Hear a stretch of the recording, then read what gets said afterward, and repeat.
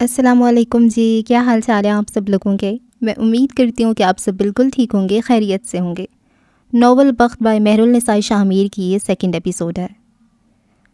یہ منظر ایک چھوٹے سے محلے کا تھا جہاں ایک 2 منزلہ گھر کے باہر کئی لوگ کھڑے چلا رہے تھے، نکالو اس کو گھر سے باہر، ارے نہ جانے کس کا بچہ اٹھا کے لے آئی ہے، شریفوں کا محلہ ہے یہ، ایسی ویسی عورتوں کی کوئی جگہ نہیں ہے یہاں، نہ جانے کس کا گندا خون اٹھا کے لے آئی ہے، اور بیٹا بھی بنا لیا، ارے میں تو کہتی ہوں اس بچے کو ہی کہیں پھینک آؤ، خسکم جہاں پاک۔ پھانت پھانت کی بولیاں تھیں جو اس وقت اس کے کانوں میں پڑ رہی تھیں۔ وہ اس وقت ایک نوزائیدہ بچے کو سلانے کی کوشش کر رہی تھی جب اپنے گھر کے باہر سے آتے شور نے اس کا سکون غارت کیا تھا۔ اس نے دوپٹہ اچھے سے اوڑھا، بچے کو کاٹ سے اٹھایا اور دروازہ کھول کے باہر نکل گئی۔ وہ ایک اونچے لمبے قد، سیاہ آنکھوں اور خوبصورت چہرے والی عورت تھی۔ ہاں بھائی، اب بتاؤ کس کس کو کیا کیا تکلیف ہے؟ زیادہ وقت نہیں ہے میرے پاس، بچہ رو رہا ہے میرا، وہ جیسے کوفت سے بولی تھی۔ ارے کون سا بچہ؟ کہاں کا بچہ؟ تمہارا تو شوہر مر چکے اور تم تو بانجھ ہو، یہ بچہ کہاں سے اٹھا کے لے آئی ہو؟ اور کس کا خون ہے؟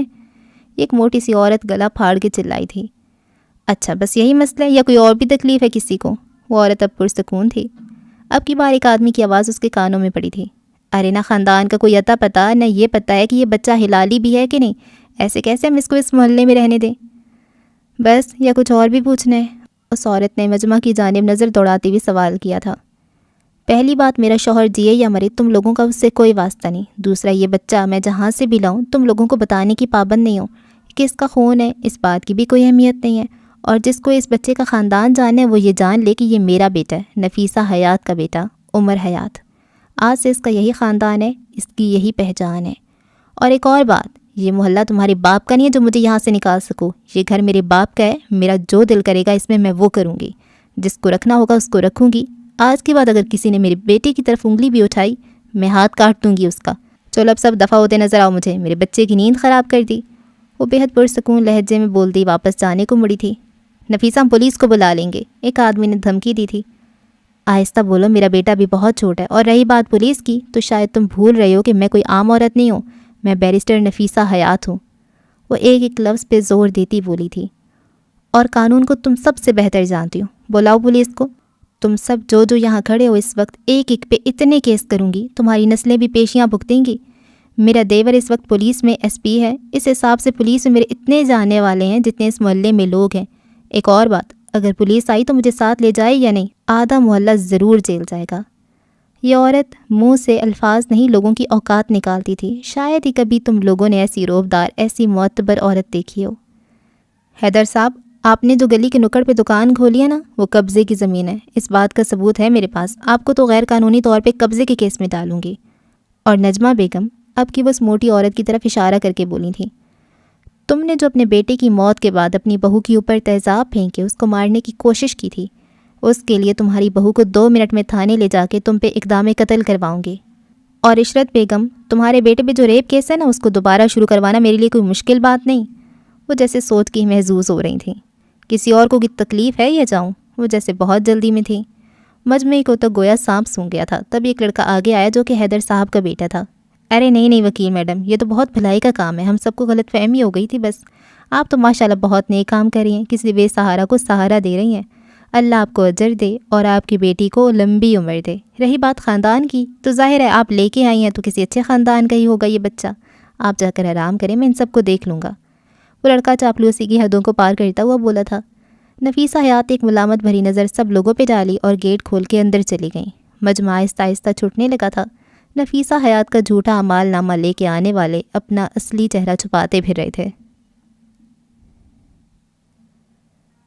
حالے جب اوپر آئی تو مہر ماں اس کا رات کے فنکشن کا جوڑا استری کر رہی تھی۔ اس نے بلند آواز میں سلام کیا تھا لیکن جواب نہیں ملا۔ حالے کو دیکھ کے آج وہ مسکرائی بھی نہیں تھی، لیکن حالے نے غور نہیں کیا، وہ کسی الگ ہی جہان میں پہنچی ہوئی تھی۔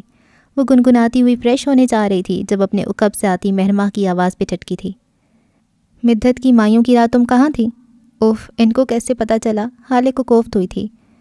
جھوٹ بولنا فضول تھا کیونکہ وہ جانتی تھی مہر سوال تب کرتی ہے جب وہ سب جانتی ہو۔ آپ جانتی تو ہیں، اس نے بات گھمائی تھی۔ ذرا دیکھوں تو ان کو کیا پتہ ہے؟ حالے بکو مت، سچ سچ سب بتاؤ۔ وہ غصے میں تھی۔ ایک دوست کا ایکسیڈنٹ ہو گیا تھا، وہیں گئی تھی۔ لفظوں کی یہ ہیر پھیر اس کی زندگی میں کون سا طوفان لائے گی، وہ بھی اس بات سے بے خبر تھی۔ کون سا دوست؟ اس نے چپتی ہوئی لہجے میں پوچھا تھا۔ ہے ایک آپ نہیں جانتی، اس نے تھوک نکلا تھا۔ آپ نہیں جانتی، انسٹاگرام پہ دوستی ہوئی تھی ہماری۔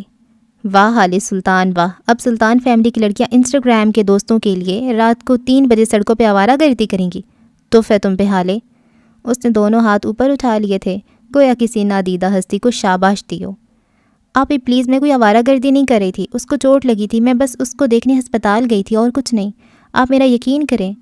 حالے روحان سی ہو گئی تھی، وہ جھوٹ نہیں بولنا چاہتی تھی لیکن سچ بول کے قیامت بھی نہیں لانا چاہتی تھی۔ وہ جانتی تھی اگر اس نے سچ بتایا تو مہرماں طوفان کھڑا کر دے گی، لیکن وہ یہ نہیں جانتی تھی کہ ایک ذرا سا جھوٹ کون سی آندھی لے کے آئے گا۔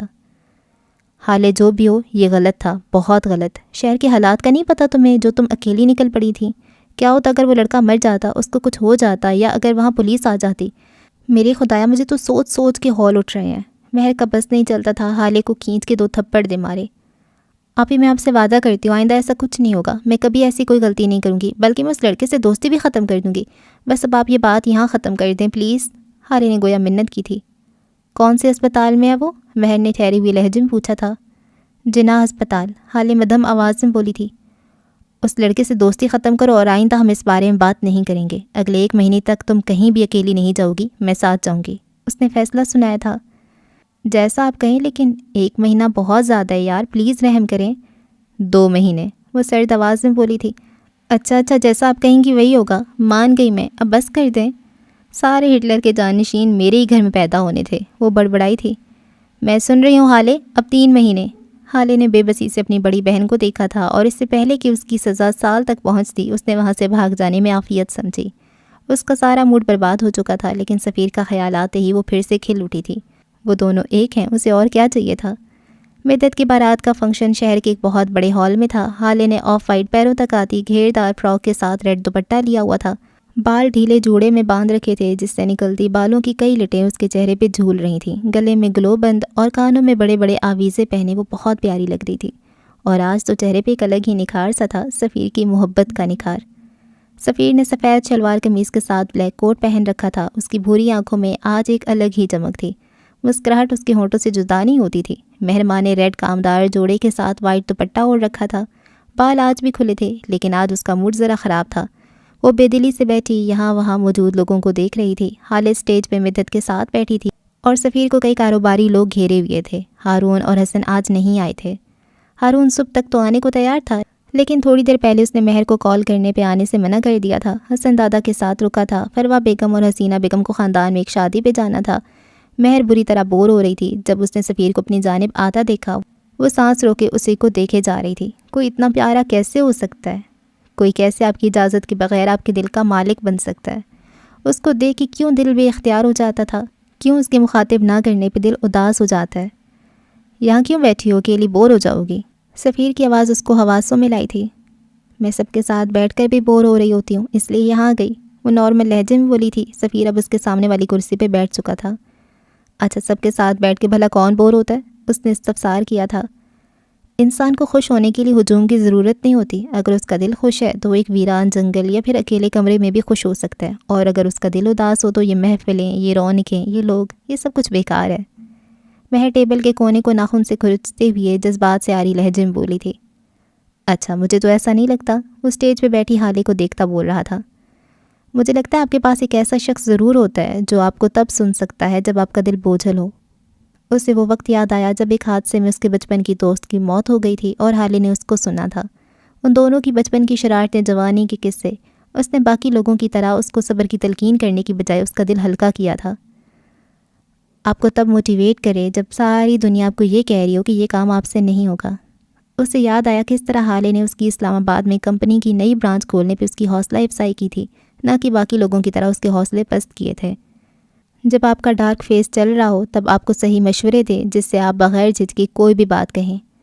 اسے یاد آیا جب کمپنی کو سفیر کی ایک ڈیل کی وجہ سے نقصان ہوا تھا اور وہ ڈپریس ہو کے گھر بیٹھ چکا تھا، تب کس طرح حالے اس کو نہ صرف ڈاکٹر کے پاس لے گئی بلکہ کسی کو یہ بات پتہ بھی نہیں چلنے دی کہ سفیر ذہنی طور پہ ڈسٹرب ہے، اور اس نے حالے سے کھل کے بات بھی کی تھی کہ وہ کوئی بھی ڈیل کرتے ڈرتا ہے۔ حالے نے اس کو ٹوکا نہیں تھا۔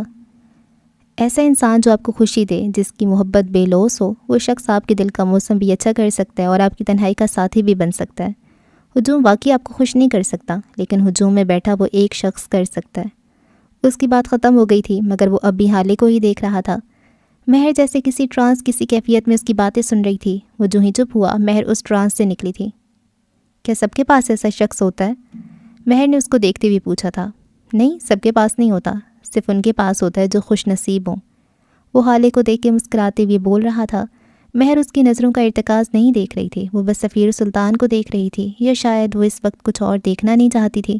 مطلب کوئی انسان آپ کو آپ کے ڈارک فیس سے نکال سکتا ہے، کوئی انسان آپ کو بولنے پہ مجبور کر سکتا ہے، یا آپ کی اداسی کو خوشی میں بدل سکتا ہے، یہ کہنا چاہتے ہیں آپ؟ بالکل نہیں، کوئی بھی انسان آپ کو آپ کے ڈارک فیس سے نہیں نکال سکتا جب تک آپ خود نہ چاہیں۔ وہ آپ کو راہ دکھا سکتا ہے، اس راہ میں مشعل آپ نے خود جلانی ہوتی ہے۔ کوئی انسان آپ کو بولنے پہ مجبور نہیں کر سکتا جب تک آپ نہ چاہیں، اور یہ تو ہرگز نہیں ہو سکتا کہ کوئی آپ کو خوش کر دے، آپ کی اداسی کو کہیں دور پھینک کے ہنسا دے۔ آپ خوش تب ہوں گے جب آپ ہونا چاہیں گے۔ وہ آپ کے لیے کوشش کر سکتا ہے، اور ایسے لوگ انمول ہوتے ہیں جو آپ کے لیے کوشش کریں۔ وہ ہنوز حالے کو ہی دیکھ رہا تھا۔ اور جن کے پاس نہ ہو وہ لوگ کیا کریں؟ ایسا شخص ڈھونڈیں یا پھر اس انتظار میں بیٹھیں کہ ان کے لیے بھی ایسا شخص آئے گا؟ مہر نے سوال کیا تھا۔ ایک انسان میں اپنی خوشی ڈھونڈنا غلط ہے۔ آپ کے پاس ایسا شخص ہے تو خوش ہو جائیں، اور اگر نہیں ہے تو اداس رہنے، ماتم کرنے یا لوگوں سے توجہ کی بھیک مانگنے سے یا پھر انتظار کرنے سے آپ خوش نہیں ہوں گے۔ ایسی صورت میں خوشی کو اپنے اندر ڈھونڈیں، کوئی مشغلہ ڈھونڈیں، وہ کام کریں جس سے خوشی ملتی ہو، لیکن کام کا مثبت ہونا شرط ہے۔ کیا آپ کے پاس ایسا شخص ہے؟ مہر ماہ نے نہ جانے کی اس خیال کے تحت یہ سوال کیا تھا۔ اس نے حالے سے نظر نہیں ہٹائی تھی۔ اس لمحے اس کی نظر بھی سفیر پہ پڑی تھی۔ دونوں نے ایک دوسرے کو دیکھا تھا۔ وہ منظر مکمل تھا۔ اس کو دیکھتے ہوئے سفیر نے سرگوشی نما آواز میں کہا تھا، ہاں مہر ماہ، میرے پاس وہ ہے، سفیر سلطان کے پاس وہ ہے۔ اس کی آواز میں سرشاری تھی۔ مہر نے اب بھی اس کی توجہ کا مرکز نہیں دیکھا یا دیکھ کے نظر انداز کیا تھا۔ مہر کے موبائل پہ چچی کی کال دے کے وہ سفیر کے پاس سے اٹھ کے ذرا دور گئی تھی۔ وہاں میوزک کا شور زیادہ تھا۔ جی چچی جان بولیں، وہ کال پک کرتے بولی تھی۔ سفیر کہاں ہے؟ تم اس کے ساتھ ہو نا؟ جی چچی، وہ یہیں بیٹھے ہیں۔ اور وہ تمہاری فتنہ بہن کہاں ہے؟ اسپیکر سے چچی کی آواز ابھری تھی۔ چچی میری بہن کے بارے میں کچھ نہیں سنوں گی، پلیز معذرت، بعد میں بات کریں۔ اس کی آواز تھکی تھکی سی تھی۔ چچی شاید کچھ کہہ رہی تھی لیکن مہر کال کاٹ چکی تھی۔ تم ٹھیک تو ہو نا مہر؟ اپنے عقب سے آتی سفیر کی فکر مند سی آواز پہ وہ اپنی جگہ سے اچھلی تھی۔ سوری یار، میں تمہیں ڈرانا نہیں چاہتا تھا، اب کہ وہ معذرت سے بولا تھا۔ نہیں اٹس اوکے، میں ٹھیک ہوں، بس تھوڑا تھک گئی ہوں۔ چلو میں تمہیں گھر چھوڑ آتا ہوں، یا ڈاکٹر کے پاس چلتے ہیں؟ وہ ہنوز فکر مند تھا۔ نہیں میں ٹھیک ہوں، زحمت نہ کریں آپ، وہ اب ہلکے پھلکے لہجے میں بولی تھی۔ میں پریشان ہو گیا تھا یار۔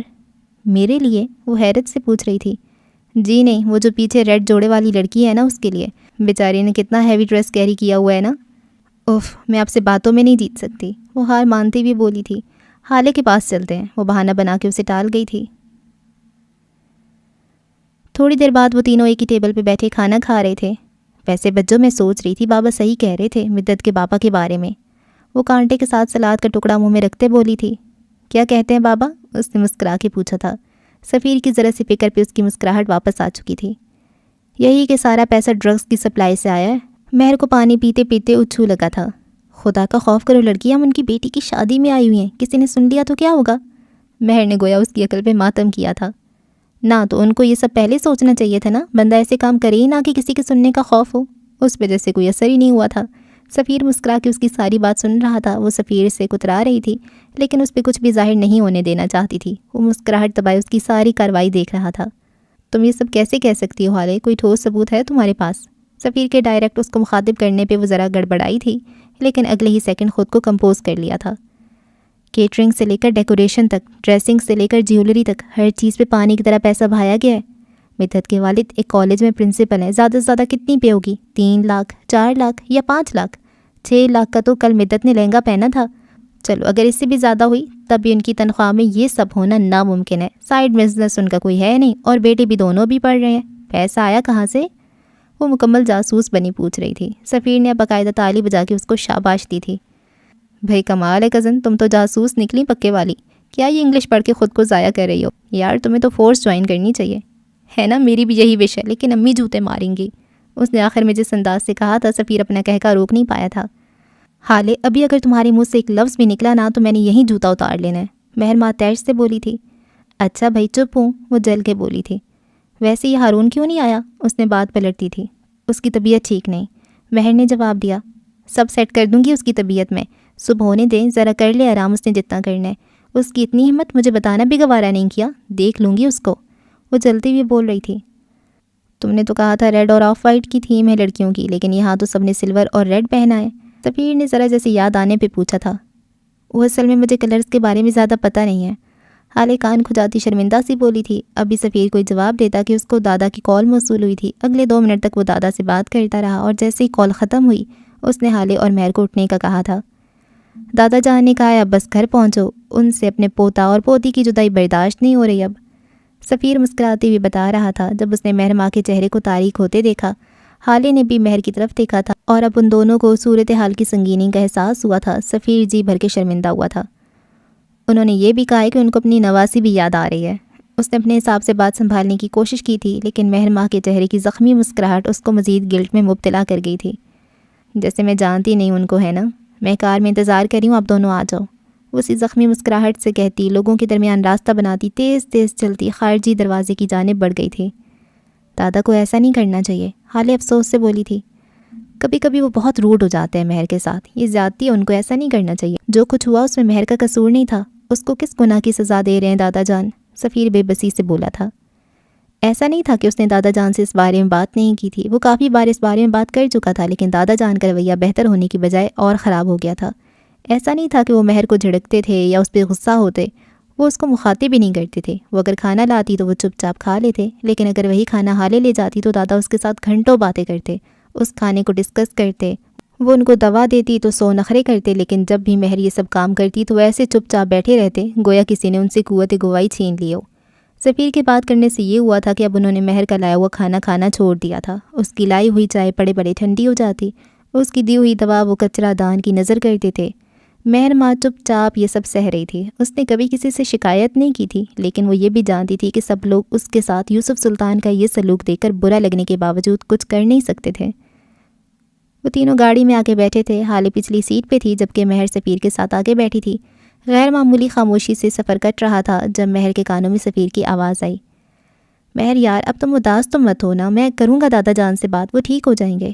تم ٹینس مت ہو، وہ بوڑھے ہو گئے ہیں، یاد نہیں رہا ہوگا کہ تم بھی ہمارے ساتھ ہو. اس کو تسلی دے رہا تھا. میری موجودگی کو تو وہ اتنے سالوں سے بھولی ہوئی ہیں، جب سے میں پیدا ہوئی ہوں. وہ کھڑکی سے باہر سڑک پہ دوڑتی ہوئی گاڑیوں کو دیکھتی دکھ سے بول رہی تھی. وہ شاید ہرٹ ہوئی تھی، بہت زیادہ ہرٹ. میں آج ہی دادا سے بات کروں گا، سفیر نے یقین دہانی کرائی تھی. پہلی بار جب آپ نے بات کی تھی تب ابا نے میرا لایا ہوا کھانا کھانا چھوڑ دیا تھا. دوسری بار جب آپ نے بات کی تھی تب انہوں نے میرے ہاتھ کی چائے پینی چھوڑ دی تھی. تیسری بار جب آپ نے بات کی تھی تب انہوں نے میرے ہاتھ سے دوائی لے کے ڈسٹ بن میں پھینک دی تھی. چوتھی بار جب آپ نے بات کی تھی تب انہوں نے میری طرف دیکھنا چھوڑ دیا تھا. پرنوز باہر دیکھتے ہوئے بول رہی تھی. اس کی آواز اتنی ہلکی تھی جیسے خود سے بات کر رہی ہو، لیکن اس کا لہجہ، ہاں اس کا لہجہ، اس میں کچھ ایسا تھا کہ حالے نے بے اختیار کرب سے آنکھیں میچ لی تھیں. خدا کے لیے اب بات مت کریے گا اس بار، شاید وہ مجھے سلطان منزل سے ہی نہ نکال دیں. مجھ سے یہ آخری چیز مت چھینیں پلیز. اس نے سفیر کی طرف دیکھ کے کہتے ہوئے بمشکل خود کو رونے سے باز رکھا ہوا تھا. مہر تم تو بہت اسٹرانگ ہو یار، اس طرح مت بولو، مجھے دکھ ہو رہا ہے، میں تمہیں ایسے نہیں دیکھ سکتا. سفیر اس کی آنکھوں میں دیکھتا بے بسی سے بول رہا تھا. یہ دنیا اسٹرانگ لوگوں کا اتنا امتحان کیوں لیتی ہے سفیر؟ وہ یہ کیوں نہیں سمجھتی کہ ہم بھی تو انسان ہیں، ہمارے سینے میں بھی دل ہے. پتہ ہے کبھی کبھی میں سوچتی ہوں امی کو اکیلے نہیں مرنا چاہیے تھا. ان کو چاہیے تھا کہ وہ سڑک پہ مجھے بھی ساتھ لے کے مرتیں، یا پھر جب ان کی طلاق ہوئی تھی تب میرا گلا گھونٹ دیتی. بروکن فیملی کے ہر بچے کو مر جانا چاہیے، ہے نا؟ اس کے حلق میں آنسوں کا ایک گولا سا اٹکا تھا. وہ ذرا دیر کو رکی تھی، سوالیہ نظروں سے سفیر کو دیکھتی رہی. شاید اپنے سوال کا جواب چاہتی تھی، اور چند لمحے بعد پھر سے بولنا شروع ہو چکی تھی. جب دو لوگوں کے درمیان طلاق ہونا، ان کو چاہیے اپنے بچوں کے گلے گھونٹ دیا کریں، ان کو چوک پہ پھانسی دے دیں، ان کو گولی مار دیں، مگر ان کو اس طرح زمانے کی ٹھوکریں کھانے کے لیے نہ چھوڑیں. اس کی آواز نم تھی، وہ جیسے بہت تکلیف سے بول پا رہی تھی. مہر ہم سب ہیں نا، ہم سب تم سے پیار کرتے ہیں، تم میری بہترین دوست ہو، بڑی امی کی جان بستی ہے تم میں. میری امی تمہیں اتنا چاہتی ہیں، تایا ابا ڈیڈ، کیا وہ سب کچھ بھی نہیں؟ سفیر نے جیسے اس کو بہلانا چاہا تھا، لیکن وہ نہیں سن رہی تھی. پتہ ہے کبھی کبھی مجھے لگتا ہے کاش میں بھی حالے کی طرح امی پہ چلی جاتی. حالے تو امی کی بیٹی نہیں ہے، لیکن ابا پھر بھی حالے میں ان کو دیکھتے ہیں. اگر میں بھی امی کی طرح دکھتی تب شاید وہ مجھ سے بھی پیار کرتے. لیکن شکل سے تو کچھ نہیں ہوتا نا سفیر، رشتے تو خون کے ہوتے ہیں. میں ان کا خون تو ہوں نا، کیا ان کا خون کبھی جوش نہیں مارتا؟ کیا میرے وجود سے امی کی خوشبو نہیں آتی ان کو؟ کبھی تو مجھے بھی گلے سے لگا کے دیکھیں، میرے سر پہ بھی ہاتھ رکھ دیں. امی تو ان کی محبوب اولاد تھی نا، میں ان کا ہی خون ہوں، ان کی ہی بیٹی ہوں، کیوں نہیں مانتے وہ یہ بات؟ بولتے بولتے وہ شاید تھک چکی تھی، تبھی آنکھیں موند لی تھیں، سر سیٹ کی پشت پہ گرا دیا تھا اور آہستہ سے بڑبڑائی تھی، امی کو چاہیے تھا مجھے ساتھ لے کے مرتی۔ حالے مسرور سی سیڑھیاں چڑھتی اوپر جا چکی تھی، مگر ہارون شاہد اپنی جگہ سے ہلا تک نہیں تھا۔ ہارون کو لگا تھا شاید اب وہ کبھی اٹھ نہیں سکے گا۔ حالے اوپر جاتے ہوئے اس کی روح بھی لے گئی تھی۔ اس کو درد ہو رہا تھا، بے تحاشا درد۔ اسے لگ رہا تھا کوئی اس کے دل کو مٹھی میں لے رہا ہے۔ ہاں، اس کے دل میں درد ہو رہا تھا۔ اس نے کبھی سوچا بھی نہیں تھا کہ حالے اس کے علاوہ کسی اور کی ہو سکتی ہے۔ وہ تو ہارون کی تھی۔ قسمت نے یہ کیسا کھیل کھیلا تھا۔ لاتعداد سوچیں تھیں جو اس وقت ہارون شاہد کے ذہن میں آ رہی تھیں۔ کافی دیر بعد وہ مرے مرے قدموں سے اٹھا تھا اور سلطان منزل سے نکل گیا تھا۔ وہ کب گاڑی میں بیٹھا، کس طرح گھر پہنچا، کمرے میں کب گیا، اس کو کچھ سمجھ نہیں آ رہا تھا۔ ہر چیز سلو موشن میں ہوتی نظر آ رہی تھی۔ وہ اپنے کمرے میں آ کے دھڑام سے منہ کے بل اپنے جہازی سائز پلنگ پہ گر گیا تھا۔ کافی دیر یوں ہی پڑے رہنے کے بعد وہ اسی حالت میں چیخ چیخ کے اپنی ماں کو آوازیں دینے لگا تھا۔ ماما، ماما، ماما میں مر رہا ہوں، ماما میں مر جاؤں گا، ماما میں مر رہا ہوں، میں ماما۔ وہ ہذیانی انداز میں بیڈ پہ اوندھے منہ لیٹے اپنی ماں کو آواز دے رہا تھا۔ اور پھر 2 منٹ بعد ہی نوال شاہد بھاگتی ہوئی اس تک آئی تھیں۔ اس کے کمرے میں پہنچ کے کچھ دیر تو وہ بالکل گمسم کھڑی رہیں۔ ہارون کی حالت دیکھ کے ان کا کلیجہ منہ کو آ گیا تھا، اور پھر اگلے لمحے انہوں نے کھینچ کے ہارون کو اٹھایا تھا اور اپنے سینے سے لگا لیا تھا۔ میرا بیٹا، میرا ہارون، کیا ہوا ہے میری جان؟ کیوں ایسی حالت بنا رکھی ہے؟ ہارون بچے بولو، تمہاری ماں ہوں میں، مجھے بتاؤ، میرا دل پھٹ رہا ہے۔ وہ روتے ہوئے ہارون کا منہ چوم رہی تھیں اور اسے سوال کیے جا رہی تھیں۔ ماما درد ہو رہا ہے، بہت درد۔ ہارون ان کے سینے سے چہرہ نکال کے بولا تھا۔ کہاں درد ہے میرے بیٹے کو؟ مجھے بتاؤ کیا ہوا ہے؟ وہ اس کے چہرے کو ہاتھوں کے پیالے میں بھرتے ہوئے بول رہی تھیں۔ یہاں۔ ہارون ان کا ہاتھ پکڑ کے دل پہ رکھتے ہوئے بولا تھا۔ ماما میری روح نکل رہی ہے، دل بند ہو رہا ہے، میں مر جاؤں گا ماما، میں مر جاؤں گا، پلیز کچھ کریں ماما، مجھے مرنا نہیں ہے، بہت تکلیف ہو رہی ہے، مجھے برداشت نہیں ہو رہا۔ وہ پھوٹ پھوٹ کے رو رہا تھا۔ وہ ایسا ہی تھا، کمزور، معصوم، ذرا ذرا سی بات پہ آسمان سر پہ اٹھا لینے والا۔ میرا بچہ کیا ہوا ہے؟ حالے نے کچھ کہا ہے نا؟ مجھے بتاؤ کیا کہا ہے اس نے؟ وہ بمشکل اس کو چپ کرواتے ہوئے پوچھ رہی تھیں۔ مما، حالے، مما، وہ میری نہیں رہی، وہ کسی اور کی ہو گئی ہے، میں یہ سب نہیں دیکھ سکتا، میرا دل پھٹ جائے گا، کچھ کریں ماما، پاپا کو بلائیں، ان کو بولیں، ان سے کہیں ہارون شاہد مر رہا ہے، اس کا دل بند ہو رہا ہے، ماما کچھ کریں، مجھے حالے لا کے دیں پلیز ماما، پاپا کو فون کریں، ان کو بلائیں، ان کو بولیں میں مر جاؤں گا، میرا دل پھٹ جائے گا۔ اس کے الفاظ بے ربط تھے۔ اس نے چھین لیا حالے کو ماما، اس نے ڈاکہ مارا ہے میرے حق پہ، اس کو اللہ نہیں بخشے گا، ہے نا ماما؟ اس کو اللہ معاف نہیں کرے گا نا؟ اس نے رک کے اپنی ماں سے پوچھا تھا۔ ہاں میرا بیٹا، اس کو نہیں معاف کرے گا اللہ۔ وہ بے بسی اور دکھ سے اپنے بیٹے کو دیکھتی ہوئی بول رہی تھیں۔ مما بہت درد ہو رہا ہے، میرے سارے وہم سچ نکلے، ہارون شاہد ہار گیا ہے، مجھ سے میری دنیا چھین لیا اس نے، اور اس کو ترس نہیں آیا مجھ پہ؟ وہ کیسے میرے ساتھ ایسا کر سکتا ہے؟ اس کو بولیں یہ گھر دولت سب لے لے مجھ سے، میری حالے کو واپس کر دے، وہ جو بولے گا میں کروں گا۔ وہ ذیانی انداز میں چیخ چیخ کے روتے ہوئے کہہ رہا تھا۔ نوال شاہد اس کو سینے میں بھینچی ہوئی تھیں اور اس کو تھپکتے ہوئے دلاسے دینے کی کوشش کر رہی تھی۔ اچانک ہارون کی گرفت سے خود کو چھڑواتے ہوئے ڈریسنگ ٹیبل کی جانب بڑھا تھا۔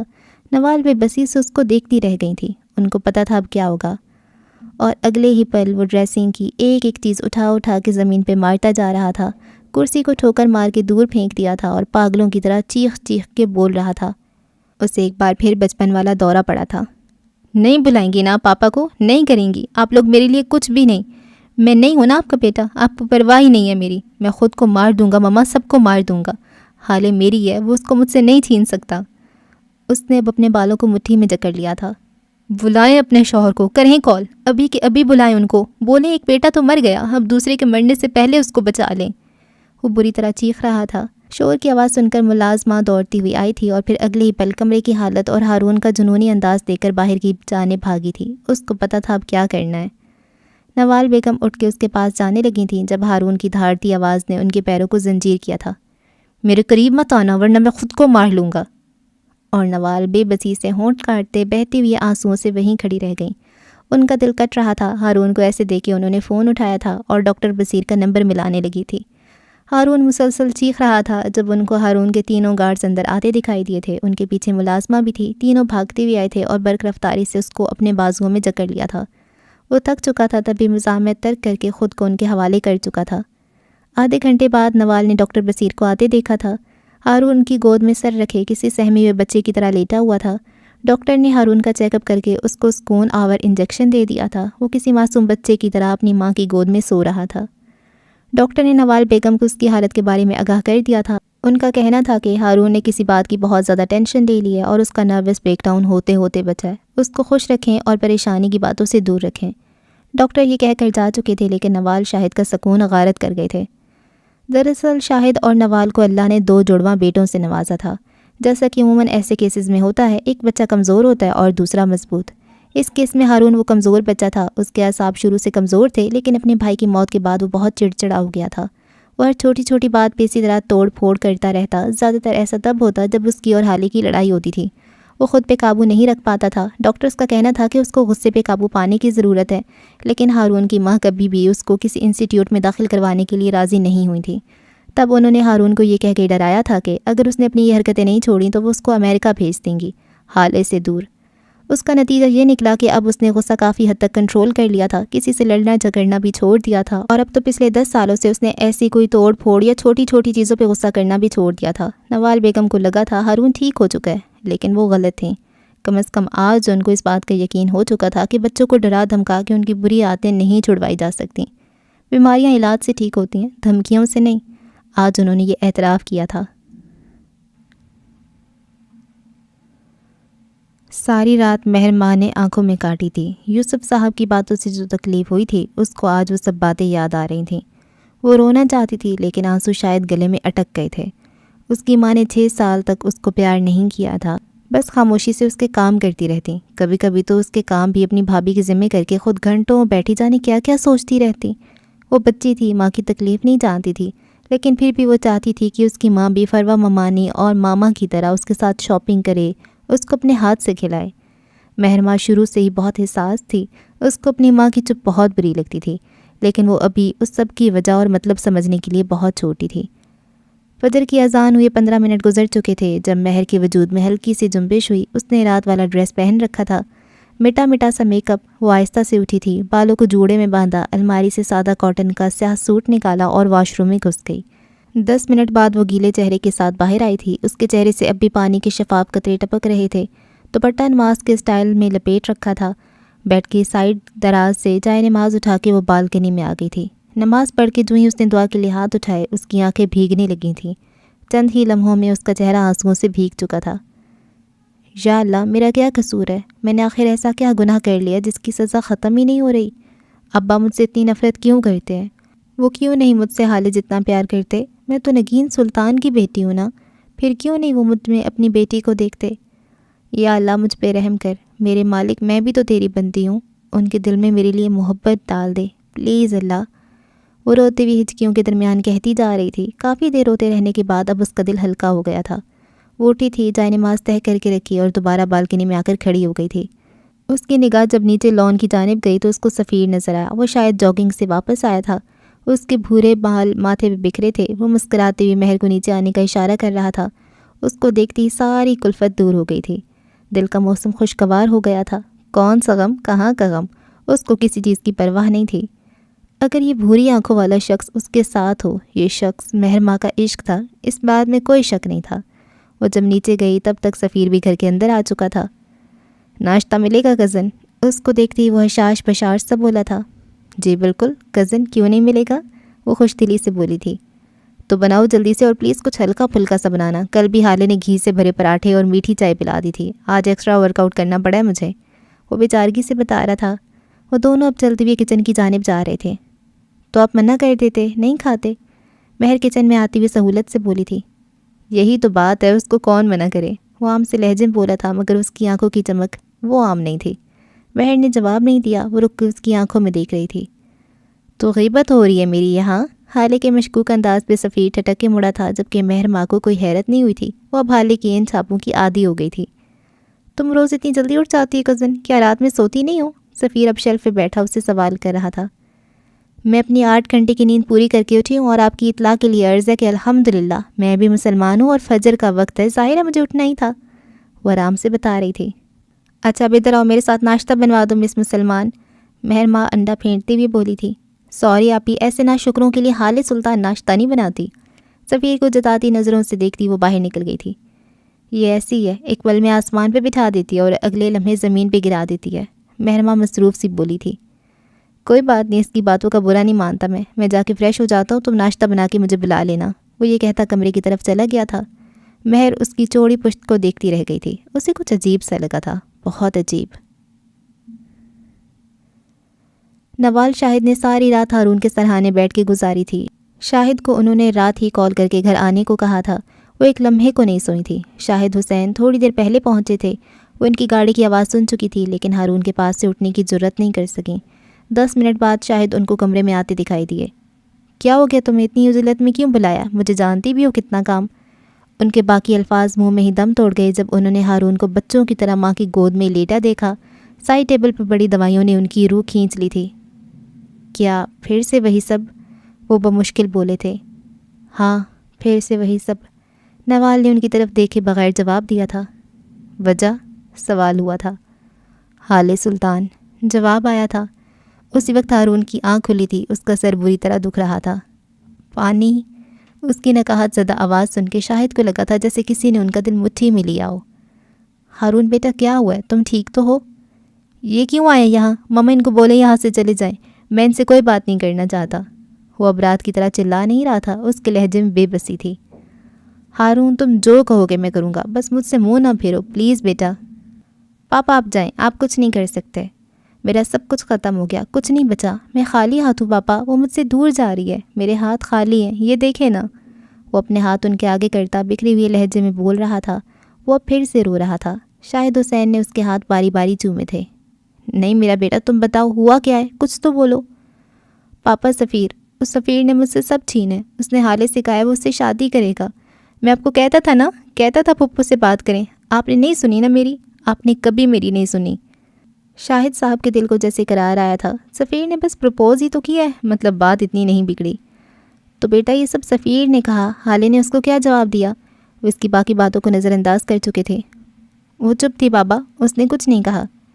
بس پھر تو کوئی مسئلہ ہی نہیں، میں ابھی معراج سے بات کرتا ہوں، تمہاری اور حالے کی منگنی کروا دیتے ہیں، ویسے بھی ہم پہلے بھی رشتہ مانگ چکے ہیں، انکار نہیں ہوگا، میں آپا سے منت کر لوں گا۔ انہوں نے جیسے چٹکیوں میں حل نکالا تھا۔ پاپا حالے نے کچھ نہیں کہا، وہ چپ تھی۔ ہارون ایک ایک لفظ پہ زور دے کر بولا تھا۔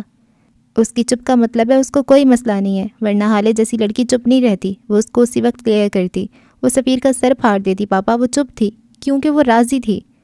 اور یہاں شاہد کو لگا تھا بات بگڑ چکی ہے۔ آپ کو یاد ہے جب میں 12 سال کا تھا، ہم آؤٹنگ کے لیے گئے تھے، مجھے ایک سائیکل پسند آ گئی تھی، میں نے آپ سے کہا تھا یہ مجھے لے دیں۔ شاہد دم سادے اس کو سنے جا رہے تھے۔ آپ نے کہا تھا ہم واپسی پہ لے لیں گے، میں نے کہا بھی تھا بھی لیتے ہیں، لیکن آپ نہیں مانے۔ میں چپ ہو گیا، ہم واپس گئے، وہ سائیکل بک چکی تھی۔ پاپا جس طرح آپ نے اس دن دیر کر دی، اب بھی بہت دیر ہو چکی ہے، بالکل اسی طرح، بالکل اسی دن کی طرح۔ اس کے بعد میں نے کبھی سائیکل نہیں لی پاپا، آپ نے دیر کر دی پاپا، اب کچھ نہیں ہو سکتا، کچھ بھی نہیں ہو سکتا۔ وہ بڑبڑاتی ہوئی دوبارہ لیٹ گیا تھا، گھٹنوں کو پیٹ سے لگائے وہ کوئی روٹھا بچہ لگ رہا تھا۔ شاید حسین کو تو جیسے سانپ سونگھ گیا تھا۔ ان کو یاد تھا اس واقعے کے بعد ہارون نے 1 مہینہ ان سے بات نہیں کی تھی، تب تو بس سائیکل تھی، اب تو اس کے ہاتھ سے دنیا گئی تھی، اب نہ جانے کیا ہوگا۔ لیکن انہوں نے امید نہیں چھوڑی تھی۔ وہ معراج کا نمبر ڈائل کرتے کمرے سے نکل گئے تھے۔ ناشتے کی ٹیبل لگ چکی تھی، سب ناشتہ کرنے میں مگن تھے جب حالے ڈائننگ میں داخل ہوئی۔ وہ دادا جان کے پاس بیٹھنے کی بجائے اپنے بابا کے ساتھ والی کرسی پہ بیٹھ گئی تھی۔ دادا جان جو اس کو دیکھ کے مسکرانے لگے تھے، اچانک ان کی مسکراہٹ تھمی تھی، آنکھوں میں تحیر اتر آیا تھا۔ حالے ہمیشہ ان کے ساتھ ہی بیٹھتی تھی، بلکہ جب حسن اس کو چڑھانے کے لیے اس کی جگہ پہ بیٹھ جاتا تو وہ ہنگامہ ہوتا کہ الامان۔ سب لوگ خاموشی سے حالے کی کارروائی دیکھ رہے تھے، مگر کوئی کچھ نہیں بولا تھا۔ حالے کیا اب بھی نیند سے جاگی نہیں ہو؟ یہ تو مہر کی جگہ ہے، چچی میٹھی چھری بنی خود کو کہنے سے باز نہیں رکھ پائی تھیں۔ چچی نیند تو شاید آپ کی آنکھوں میں بھر گئی ہے، پراٹھے پہ جام لگا رہی ہیں آپ، حالے تپانے والی مسکراہٹ سے بولی تھی۔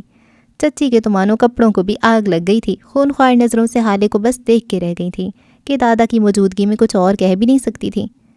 حالے بچاؤ، میرے پاس آ کے بیٹھو، دادا نے محبت سے اس کو بلایا تھا۔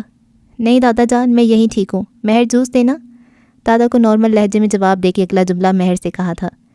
دادا جان کا چہرہ سرخ ہو چکا تھا۔ حسینہ بیگم نے بھی ناگواری سے اس کو دیکھا تھا۔ دادا چند لمحے شوق سے اس کو دیکھتے رہے، اس کے بعد تیزی سے وہاں سے نکلتے چلے گئے۔ حالے کے دل کو کچھ ہوا تھا لیکن ڈھیٹ بنی بیٹھی رہی۔ سب نے حیرت سے ان کو جاتے ہوئے دیکھا تھا۔ ایک حالے تھی جو پرسکون سی بیٹھی پراٹھے کے ساتھ انصاف کر رہی تھی۔ یہ کیا حرکت تھی حالے؟ شمس چچا نے ناگواری سے پوچھا تھا۔ کیا میں نے تو کچھ نہیں کیا، میں نے کچھ بولا کیا؟ وہ معصومیت کے سارے ریکارڈ توڑتے ہوئے پوچھ رہی تھی۔ یہ بات میں بتاؤں کہ تم نے کیا بولا ہے؟ تم نے بابا کو منع کیسے کیا؟ اتنی ہمت ہو گئی ہے تمہاری؟ بہت ڈیل دے دیا بابا نے تمہیں، اس لیے تو ہمارے سروں پہ چڑھ رہی ہو۔ تم اتنی بدتمیز ہو گئی ہو کہ بابا کو جواب دو گی اب تم؟ اوپر سے ڈرامے کر رہی ہو کہ تم نے کچھ کیا ہی نہیں۔ بابا آرام سے یار، بچی ہے۔ سفیر نے اپنے باپ کو باز رکھنے کی کوشش کی تھی۔ بچی ہے تو بچی بن کے رہے نا، ماں کیوں بن رہی ہے ہماری؟ اس کو تو بس شمس، بہت سن لیا میں نے اور بہت کہہ چکے تم۔ میری بیٹی سے آرام سے بات کرو، اور یہ میری بیٹی کا اور بابا کا معاملہ ہے، وہ اس کو خود حل کر لیں گے۔ وہ اپنی جگہ سے اٹھ کے شمس صاحب کے مقابل کھڑے ہو گئے تھے۔ شمس، تم میری بیٹی سے آرام سے بات کرو، بالکل ویسے جیسے میں تمہارے بیٹے سے بات کرتا ہوں۔ وہ میری بیٹی ہے، اس گھر کی ملازمہ نہیں جو تم اس کو جھڑکو گے، وہ بھی بلا وجہ۔ آئندہ خیال رکھنا۔ وہ بالکل یوسف صاحب کی طرح بولتے تھے، نرم مگر دو ٹوک لہجہ۔ آخر میں شمس صاحب کا کندھا تھپ تھپایا تھا اور وہاں سے نکلتے چلے گئے تھے۔ حسن، اماں اور فروا حیرت سے یہ ساری کارروائی دیکھ رہی تھیں، جبکہ مہر ماں پتھر کا بت بن چکی تھی۔ اسے سمجھ آ گئی تھی کہ حالے یہ سب کیوں کر رہی ہے۔ سفیر، آپ مجھے یوں نہیں چھوڑ دیں گے؟ ہارون آج آیا نہیں ہے، نہ کال پک کر رہے۔ حالے اپنی جگہ سے اٹھتی ہوئی نارمل سے لہجے میں بولی تھی، جیسے تھوڑی دیر پہلے جو کچھ ہوا اس پہ مٹی ڈال دیو۔ ہاں ضرور، میں کار میں بیٹھا ہوں، تم آ جاؤ۔ وہ بھی اپنی جگہ سے اٹھ کھڑا ہوا تھا۔ تھوڑی دیر بعد وہ سفیر کے ساتھ یوں نہیں جانے کے لیے نکل چکی تھی۔ اچھی لگ رہی ہو، سفیر نے اس کو دیکھتے ہوئے کہا تھا۔ کب نہیں لگتی؟ اس نے ابرو اچکا کر پوچھا تھا۔ اتنا غرور؟ غرور نہیں، خود شناسائی۔ اچھا یہ سارا کیا سین کریٹ کیا تم نے؟ سفیر نے بات بدل لی تھی۔ جیسے آپ کو نہیں پتہ، اتنے آپ کاکے۔ وہ اس کو تپا رہی تھی، ساتھ ہاتھ بڑھا کے اپنا پسندیدہ میوزک آن کیا تھا۔ خیر مٹی ڈالو، مجھے یہ بتاؤ کل جو کچھ میں نے کہا اس بارے میں کیا سوچا ہے؟ سفیر اپنے مطلب کی بات پہ آیا تھا۔ حالے کا دل زور سے دھڑکا تھا، رنگ ہلکا گلابی ہوا تھا۔ اس کو توقع نہیں تھی کہ سفیر اس طرح آرام سے یہ بات کر دے گا۔ کیا کہا تھا مجھے کچھ ٹھیک سے یاد نہیں، شاید آپ نے کہا تھا کہ آپ بھی میری طرح سادگی سے شادی کرنا چاہتے ہیں۔ اس کا بھلا کیا جواب ہوا؟ اس کی آنکھوں میں دیکھتے ہوئے بولی تھی۔ حالے میں نے تمہیں پرپوز کیا تھا شادی کے لیے، میں نے کہا تھا کہ میں تمہاری ساری خواہشات پوری کروں گا، اور کچھ باتیں جو میں نے نہیں کہی تھیں وہ اب کہتا ہوں۔ وہ یونیورسٹی کے گیٹ پہ گاڑی کو روک چکا تھا اور اب پوری طرح حالے کی طرف متوجہ تھا۔ حالے سلطان، میں سفیر سلطان تم سے محبت کرتا ہوں، اتنی کہ ساری زندگی تم جیسا عذاب سر پہ مسلط کرنا چاہتا ہوں، اتنی کہ میں ساری زندگی تمہارے اور امی کے جھگڑے برداشت کر سکتا ہوں، اتنی کہ میں تم سے شادی کرنا چاہتا ہوں، کیونکہ اب لگتا ہے کہ تمہارے بغیر گزارا نہیں ہوگا۔ کیا تم بھی ایسا چاہتی ہو؟ وہ اس کی آنکھوں میں دیکھ کے اتنی محبت سے کہہ رہا تھا کہ حالے کو لگا تھا اس کا دل خوشی سے ہی بند ہو جائے گا۔ کیا وہ شخص کو انکار کر سکتی تھی؟ اس نے اپنے دل سے پوچھا تھا۔ جواب نہیں میں آیا تھا۔ دادا تے چچی نال تساں گل کرے سو، باقی اماں تے بابا کو میں آپے دیکھ انساں، تے بچی میں تساں تے ترس کھا کے ہاں چا کرے دی ہاں۔ وہ مسکراتے ہوئے بولی تھی۔ سفیر سلطان کو لگا تھا دنیا اب اس کی ہے۔ اس نے حالے کے اقرار پہ اپنے دل کو رکتا محسوس کیا تھا۔ میں کو اج کا پہلے سرائی کی ایڈی مٹی کدے نہیں لگی جتنی اج لگی ہے۔ وہ دونوں چوکیدار کی آواز پہ ہوش میں آئے تھے، جو کہ ان کو گاڑی سائڈ پہ لگانے کا کہہ رہا تھا۔ حالے ہنستی ہوئی گاڑی سے اتر گئی تھی۔ سفیر مسکرا کے اس کو جاتا دیکھتا رہا۔ کوئی اتنا پیارا کیسے ہنس سکتا ہے، اس نے دل میں سوچا تھا۔ اماں، یہ گندا خون کیا ہوتا ہے؟ 6 سالہ عمر اپنی ماں کے پاس بیٹھا معصومیت سے پوچھ رہا تھا۔ نفیسہ حیات کو لگا تھا جیسے کسی نے ان کے اوپر الٹی چھری پھیر دی ہو۔ وہ تڑپ ہی تو اٹھی تھی۔ یہ تم سے کس نے کہا ہے بیٹے؟ انہوں نے بمشکل خود کو نارمل رکھتے عمر سے پوچھنا چاہا۔ ولید بھائی کہہ رہا تھا کہ میں گندا خون ہوں اور آپ میری اصلی ماں بھی نہیں ہوں۔ ولید اس کریانے والے کا بیٹا تھا جس کو کچھ سال قبل نفیسہ نے پورے محلے کے سامنے بے عزت کیا تھا۔ وہ اب اقصیٰ ندیم کی بیٹی کو میرے ساتھ کھیلنے بھی نہیں دیتا اماں، وہ پھولے گالوں اور صحت مند جسم والا بچہ نروٹھے پن سے کہہ رہا تھا۔ بیٹا کوئی گندا خون نہیں ہوتا، ہر انسان کا خون پاک ہوتا ہے، کیونکہ یہ اس کو اللہ کی طرف سے ملنے والی نعمت ہے۔ گندا تو لوگوں کا ذہن ہے، اور تم میرے بیٹے ہو۔ ندیم سے بات کروں گی میں، وہ آئندہ تمہیں اقصیٰ سے کھیلنے دے گا۔ عمر خاموش ہو گیا تھا۔ وہ باقی بچوں کی طرح زیادہ سوال نہیں کرتا تھا، وہ ایک سوال ایک ہی بار کرتا تھا۔ اگر اس کی تسلی نہیں بھی ہوتی تو وہ بتاتا نہیں تھا۔ کچھ عرصہ پہلے اس نے اسی طرح اپنی ماں سے سوال کیا تھا، اماں ناجائز کیا ہوتا ہے؟ اس کے سوال پہ نفیسہ کی روح تک کانپ گئی تھی، اور پھر ہر آئے دن یہی سب ہونے لگا۔ کبھی محلے کے لوگ عمر کو گندا خون کہہ کے اپنی بچیوں کے ساتھ کھیلنے نہ دیتے، تو کبھی اس کو ناجائز کہہ کے مار مار کے گھر سے نکال دیتے۔ نفیسہ ان کا منہ نہیں بند کر سکتی تھی۔ ایسے میں ایک زنی تھی جو اس کی دوست اور ہمراز تھی۔ وہ نفیسہ کی بچپن کی دوست تھی، ان کا جب بھی دل اداس ہوتا تب وہ اسی کے گھر چلی جاتی تھی۔ نفیسہ کے گھر سے 2 گھر چھوڑ کے تیسرا گھر زری کا تھا۔ اس تپتی دوپہر میں بھی وہ عمر کو ساتھ لیے زری کے گھر پہ ایئر کولر کے سامنے بیٹھی تھیں۔ عمر زری کے بیٹے واصف کے ساتھ کھیل رہا تھا۔ وہ جب بھی کورٹ جاتی تب عمر کو زری کے ہی گھر چھوڑتی تھیں۔ اب تو خیر سے وہ اسکول جانے لگا تھا، واپسی پہ وین اس کو زری کے گھر ہی چھوڑا کرتی تھی۔ جب شام میں نفیسہ واپس آتی عمر کو ساتھ لے جاتی۔ تم محلہ چھوڑ کیوں نہیں دیتی نفیسہ؟ کب تک اس چھوٹے سے محلے میں خود کو اور عمر کو ذلیل کرواتی رہو گی؟ اللہ نے تمہیں اتنا دیا ہے، تم تو کسی بھی پوش علاقے میں گھر لے سکتی ہو۔ زری ان کو شربت کا گلاس تھماتی ہوئی فکرمندی سے بولی تھی۔ کیسے چھوڑ دوں زری؟ میں نے تو شادی کے بعد اپنے شوہر کے لیے بھی یہ جگہ نہیں چھوڑی۔ وہ گھر میرے باپ کی نشانی ہے، اس کی ایک ایک اینٹ میں ابا کے خون پسینے کی کمائی ہے، اس کے ایک ایک پودے میں اماں کی خوشبو ہے۔ انہوں نے پیٹ کاٹ کاٹ کے یہ گھر بنوایا تھا۔ میں نے اپنا بچپن، اپنی جوانی اس گھر میں گزاری ہے۔ اپنے مرحوم شوہر سے وعدہ کیا تھا کہ اس گھر سے بس میری لاش ہی نکلے گی، اور پھر عمر اس کا اسکول ہے یہاں، تو میں اس کو تمہارے پاس چھوڑ دیتی ہوں۔ کہیں اور گئی تو میں کہاں چھوڑوں گی اس کو؟ میرا دماغ اب کام نہیں کرا، کچھ سمجھ میں نہیں آ رہا کیا کروں۔ عمر کا ذہن خراب ہو رہا ہے نفیسہ، وہ لوگوں کی باتوں کو صرف سنتا نہیں ہے، وہ ان سب باتوں کو ذہن نشین کرتا جا رہا ہے۔ جن سب کی تم بات کر رہی ہو وہ سب اس دنیا میں نہیں ہے، اس دنیا میں عمر ہے اور تم ہو۔ اب تمہیں اس بچے کا سوچنا چاہیے، وہ بہت ذہین ہے۔ آج تو وہ بس ناجائز کا مطلب پوچھ رہا ہے، کل اس کے میں نہیں جان گیا تو اچھا نہیں ہوگا۔ تم یہ شہر ہی چھوڑ دو، کراچی چلی جاؤ، یہ مردوں کا معاشرہ ہے نفیسہ، تم اکیلی عورت کس کا مقابلہ کرو گی؟ میرے پاس جو سیونگز ہیں وہ تو ساری عمر کی پڑھائی کے لیے ہیں، اگر اس کو گھر خریدنے پہ لگا دیا تو کیا ہوگا؟ کیسے پڑھاؤں گی اسے؟ وہ کسی عام اسکول میں نہیں جاتا، اس شہر کا سب سے بڑا اسکول ہے وہ، میں اس کو ہمیشہ بیسٹ دینا چاہتی ہوں۔ زری پڑھے گا تو وہ تب جب اس کا ذہن پرسکون ہوگا۔ تمہارا 6 سالہ بیٹا آئے دن محلے کے لوگوں سے پیٹ کے آتا ہے، گالیاں اور ناجائز ہونے کے طعنے سن کے آتا ہے۔ ان کی بات میں نفیسہ نے کرب سے آنکھیں میچ لی تھیں۔ اب یہ مت کہنا کہ تمہیں بتایا کیوں نہیں، بتانے سے کیا ہوگا؟ کری کیا سکتی ہو تم؟ کسی کی زبان نہیں روک سکتی۔ خیر ابھی تو وہ بچہ ہے، کچھ سالوں بعد جب بڑا ہو جائے گا تب سوچے کیا ہوگا۔ وہ مارنے والوں کو مار کے آئے گا، گالیاں دینے والوں کو 2 گالیاں زیادہ دے کے آئے گا، یہ فیوچر ہوگا اس کا۔ اس کے لیے کر رہی ہو اتنی محنت؟ زری کہہ کے خاموش ہو چکی تھی۔ نفیسہ بھی خاموشی سے عمر کو دیکھنے لگی تھی۔ 10 منٹ بعد جب زری نفیسہ کو چھوڑنے گیٹ تک آئیں تب انہوں نے اپنی دوست کو کہتے سنا، زری رحمان بھائی سے کہو میرے لیے کوئی گھر ڈھونڈتے، میں اسی مہینے عمر کو لے کے یہاں سے شفٹ ہونا چاہتی ہوں، لیکن شہر نہیں بدلوں گی۔ اور پھر وہ کہہ کے رکی نہیں تھی، عمر کا ہاتھ تھامے وہاں سے نکلتی چلی گئی تھی۔ زری نے افسوس سے ان کو جاتے دیکھا تھا۔ نفیسہ کا جانا ان کا دل اداس کر رہا تھا۔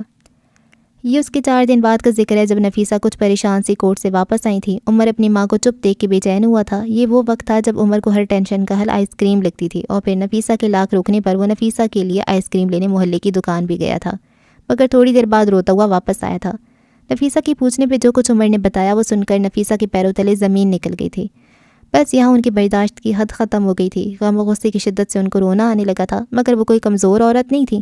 اگلے ہی دن انہوں نے ندیم کے باپ پہ غیر قانونی قبضے کا کیس دائر کر دیا تھا، اور پھر 2 مہینے کے اندر اندر دکان کو سامان سمیت سیل کر دیا گیا تھا۔ گو کہ اب بھی ان کا دل خوش نہیں ہوا تھا، لیکن دل کے ایک کونے کو ذرا سا سکون آیا تھا۔ اس کے کچھ عرصے بعد راوی چین ہی چین لکھتا رہا، اور پھر کچھ ہی وقت بعد محلے والوں نے پھر سے ان کے ساتھ بیر باندھ لیا تھا۔ لیکن اب یہ ضرور ہوا تھا کہ انہوں نے نہ اب کبھی عمر کو مارا تھا اور نہ اس دن دکان پہ کی جانے والی حرکت دہرائی تھی، لیکن لفظوں کی تیر برابر چل جاتے تھے۔ نفیسہ فجر کے بعد بچوں کو قرآن پڑھاتی تھی۔ اب محلے کے لوگوں نے اپنے بچوں کو یہ کہہ کے ہٹا لیا تھا کہ جس گھر میں ایک ایسا بچہ ہو جس کا گھر بار اور نہ خاندان کا اتا پتہ ہو، جس کے بارے میں یہ تک نہ پتہ ہو کہ وہ جائز بھی ہے یا نہیں، بھلا اس گھر میں وہ اپنی بچیوں کو کیسے بھیجیں؟ نفیسہ کا دل کرتا تھا ان کی باتیں سن کر، لیکن وہ کچھ نہیں کر سکتی تھی۔ ویسے بھی کچھ عرصے میں وہ یہاں سے چلی ہی جاتی۔ عمر ان کے وجود کا حصہ بے شک نہیں تھا، لیکن انہوں نے اس سے محبت بیٹوں سے زیادہ کی تھی۔ اور پھر انہی دنوں عمر کو سر درد کی بہت شکایت رہنے لگی تھی۔ نفیسہ بہت پریشان ہو گئی تھی۔ ایک دن جب ان کو چیک اپ کے لیے لے کے گئیں تو ڈاکٹر نے ان کو کچھ ٹیسٹ کروانے کو کہا تھا۔ 2 دن بعد ٹیسٹ کی رپورٹ آ گئی تھی۔ وہ رپورٹ نہیں تھی، زہر کی شیشی تھی جس نے نفیسہ کے سارے جسم میں زہر بھر دیا تھا۔ اس رپورٹ میں لکھے الفاظ نے نفیسہ کے جسم سے روح کھینچ لی تھی۔ اس رپورٹ میں لکھا تھا، عمر حیات کو برین ٹیومر ہے۔ حالے کو یونیورسٹی سے پک کرنے معراج صاحب خود آئے تھے۔ راستے میں انہوں نے گاڑی ایک ریسٹورانٹ پہ روکی تھی۔ حالے کو حیرت نہیں ہوئی تھی، وہ جانتی تھی جج صاحب اب اپنی عدالت یہاں شروع کریں گے۔ ہارون اس کی کال نہیں اٹھا رہا تھا، اس کو پریشانی ہوئی تھی، لیکن اس نے شام میں اس کے گھر جانے کا سوچ رکھا تھا۔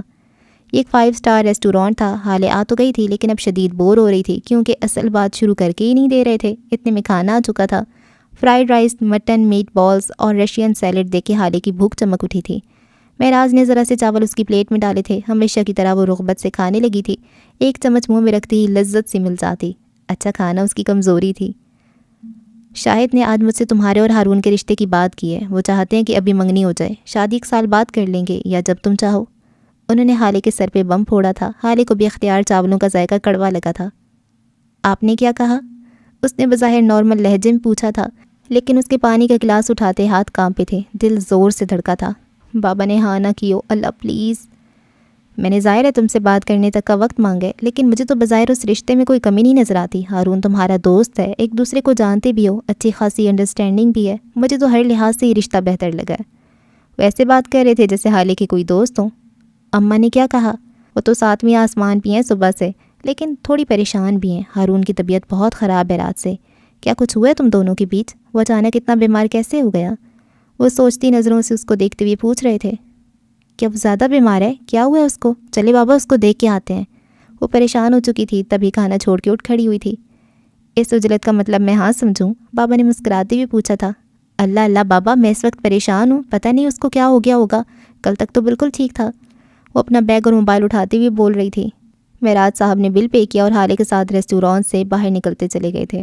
تھوڑی دیر بعد وہ ہارون کے گھر کی طرف جا رہے تھے۔ حالے نے فون کر کے اماں کو بتا دیا تھا کہ وہ آج لیٹ آئے گی۔ معراج صاحب ڈرائیو کرتے ہوئے گاہے بگاہے اس پہ نظر بھی ڈالتے تھے۔ پریشان مت تو اب ٹھیک ہے وہ، اس کو مضطرب دیکھ کے تسلی دیتے ہوئے بولے تھے۔ بابا وہ بہت حساس ہے، بالکل بچوں کی طرح، اب پھر پتہ نہیں کیا چیز دل کو لگا لی ہوگی۔ وہ شدید ڈسٹرب تھی۔ کیا اس کی اس حالت کا تعلق تم سے ہے؟ انہوں نے ڈائریکٹ سوال کیا تھا۔ آپ کو کیوں ایسا لگتا ہے؟ میں بھلا کیا بول سکتی ہوں اس کو؟ اوف، کاش وہ جج نہ ہوتے، اتنے ڈائریکٹ سوال۔ وہ کل دوپہر گھر آیا تھا اور حالے سے مل کے بھی نہیں گیا، اور نہ مدت کی بارات پہ آیا تھا۔ گھر جانے کے بعد اس کی حالت ایسی ہے، جب سے بابا نے اس کو یہ بتایا تھا اس کے دل میں کھٹکا سا تھا، کہیں اس نے کچھ سن تو نہیں لیا۔ وہ اسے چھپانا نہیں چاہتی تھی، لیکن اس کو اس طرح سے پتہ لگے یہ بھی اس نے کہاں چاہا تھا۔ مجھے کیا اس وقت کوئی بھی تمہیں دیکھ لے اس کو یہی لگے گا حالے تم ٹینس ہو رہی ہو، بار بار انگلیاں چٹکا رہی ہو، تم جلدی وہاں پہنچنا چاہتی ہو، لیکن جیسے جیسے گھر قریب آ رہا ہے تمہارا اضطراب بڑھتا جا رہا ہے، تمہارے چہرے پہ سائے لہرا رہے ہیں، تم اس سے غصہ بھی نہیں ہو کہ اس نے تمہیں کال کیوں نہیں کی، کیونکہ تمہارے حواس کام نہیں کر رہے، شاید تم گلتی ہو۔ وہ شلس سی ان کو سنے جا رہی تھی۔ آپ کو کیسے پتہ؟ وہ بہت دیر بعد بولی تھی۔ میں تمہارا باپ ہوں حالے، تم سے واقف ہوں۔ عام حالات میں اس وقت تم ناراض ہوتی کہ اس نے تمہیں بلایا کیوں نہیں جب وہ بیمار ہے۔ کون بیمار بتاتا ہے کال کر کے بھلا؟ اس نے بات کا سر زائل کرنا چاہا۔ ہارون شاہد۔ جواب فوری آیا تھا۔ شاید ایسے ہی کچھ ہو، میں یقین سے نہیں کہہ سکتی، بس مجھے ایسا لگ رہا ہے، اللہ کرے ایسا نہ ہو، بس اس نے دعا کی تھی۔ حالے کوئی ایسی بات ہے جو تم چاہتی ہو ہارون کو پتہ نہ چلے؟ بابا آپ کیا ہیں، کوئی کالا جادو تو نہیں سیکھ رہے کسی بنگالی بابا سے؟ میں تو بالکل حیران ہو رہی ہوں آج۔ میں ہر دفعہ ہی مسئلہ پوچھ لیتا ہوں اور تم ہر دفعہ اتنی ہی حیران ہوتی ہو۔ وہ کندھے اچکاتے ہوئے بولے تھے۔ یہ بات تو بالکل درست کہی تھی انہوں نے، وہ ہر دفعہ اس کا مسئلہ بغیر کہے سمجھ جاتے تھے۔ کبھی کبھی تو حالے کو لگتا تھا وہ اصل مسئلے سے واقف ہیں اور حالے سے چھپا رہے ہیں۔ آپ مجھ سے بہت پیار کرتے ہیں نا بابا؟ اس نے بات ہی گھما دی تھی۔ ظاہر ہے تم میری پہلی اولاد ہو۔ وہ سڑک پہ نظریں جمائے بولے تھے۔ کیا آپ ہی سے بھی زیادہ؟ ساری دنیا سے زیادہ، تم میرا پہلا اینجل ہو حالے۔ ان کے لہجے میں محبت تھی، بے تحاشا محبت۔ اور آپ ہی ان سے کتنا پیار کرتے ہیں آپ؟ بہت زیادہ، وہ میری بھانجی ہے، ظاہر سی بات ہے میں اس سے محبت کرتا ہوں۔ مطلب مجھ سے کم محبت ان سے؟ وہ جیسے خوش ہوئی تھی اپنے باپ کے بارے میں، وہ کافی شدت پسند تھی۔ شادی کے 10 سال تک ہماری اولاد نہیں ہوئی، اس سارے عرصے میں تمہاری ماں بہت ڈپریس رہی، اس کو لگتا تھا ہماری کبھی اولاد نہیں ہوگی۔ اس نے کافی دفعہ مجھ سے بچہ اڈاپٹ کرنے کی بات بھی کی، لیکن میں نہیں مانا۔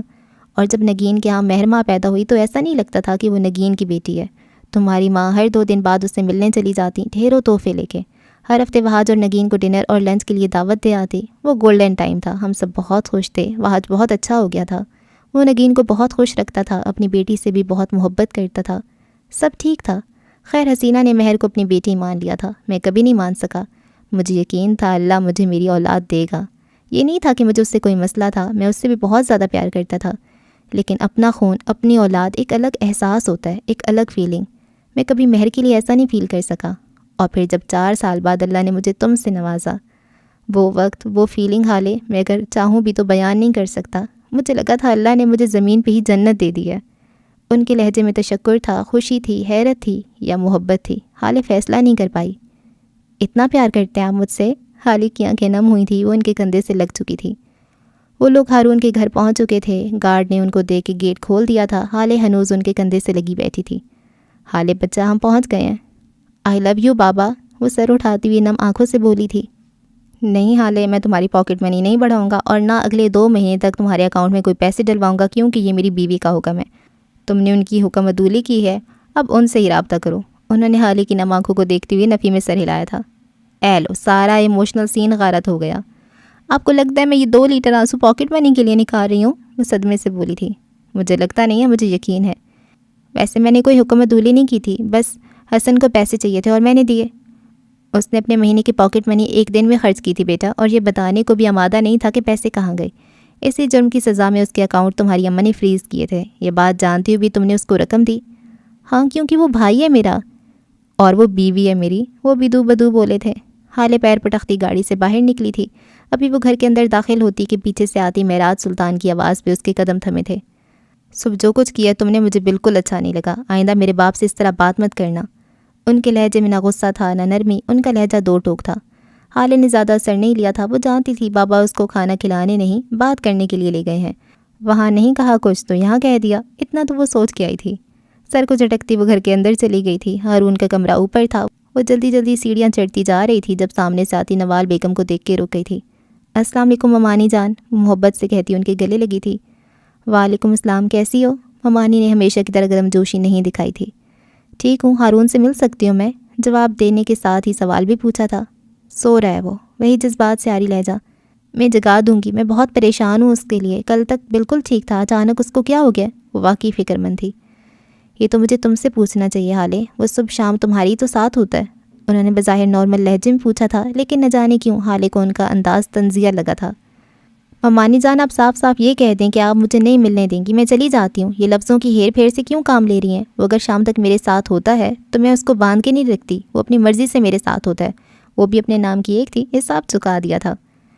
وہ جب سے تم سے مل کے آیا ہے تب سے اس کی یہی حالت ہے۔ اس کا مطلب میں کیا سمجھوں؟ ایسا کیا کہہ دیا تم نے میرے بیٹے کو جو وہ مرنے والا ہو گیا؟ ضرور تم نے کچھ کیا ہوگا نا؟ ممانی جان، میں آپ کی بہت عزت کرتی ہوں، لیکن آپ مجھے مجبور کریے میں کوئی سخت الفاظ استعمال کروں۔ اتنا نازک بیٹا کیوں پیدا کیا آپ نے جو ذرا سا سخت لفظ کہنے سے اتنا بیمار ہو جاتا ہے؟ اور اگر میں نے کچھ کیا ہے تو اپنے بیٹے سے پوچھیں، نہ کہ مجھ سے سوال جواب کریں۔ وہ پھاڑ کھانے والے انداز میں بولی تھی۔ ممانی کو لس کے رہ گئی تھی۔ اب جاؤں ملیں یا مزید تفتیش کرنی ہے؟ اس نے بازو سینے پہ باندھے سکون سے پوچھا تھا۔ جہنم میں جاؤ، انہوں نے تیش سے کہا تھا۔ آپ کے بغیر کہیں نہیں جاؤں گی۔ وہ اب بھی پرسکون تھی۔ ممانی اس کو وہیں چھوڑ کے وہاں سے چلی گئی تھی۔ ان کے جاتی حالے کے تاثرات بگڑے تھے۔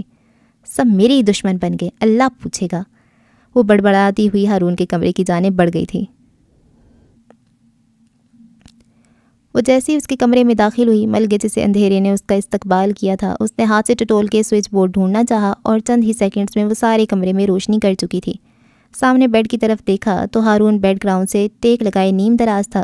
اس کو دیکھ کے گہری سانس بھرتی وہ قدم قدم چلتی بیڈ تک آ رہی تھی۔ ہارون آنکھیں موندے اس کے قدموں کی چاپ سن رہا تھا۔ اس کے دل کو سکون مل رہا تھا، نہ جانے کیوں اس نے آتی اندھیرے ختم کر دیے تھے۔ کیوں اس کی موجودگی ہارون کی دنیا روشن کرتی تھی؟